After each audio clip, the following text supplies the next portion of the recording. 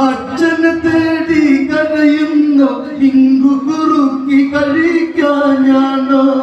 കോസലത്തിൽ അന്തപുരത്തിൽ ഓടി ഓടി കളിക്കാനാണോ ആരുണ്ടൊരു സാന്ത്വനമേകാൻ മകനെ ലവനെ ഇനി കരയകല് ജനകപുരത്തിൽ അമ്മ ജനകതയായി വളർന്നമ്മ രാമദേവന മാലയിട്ടടയി അമ്മ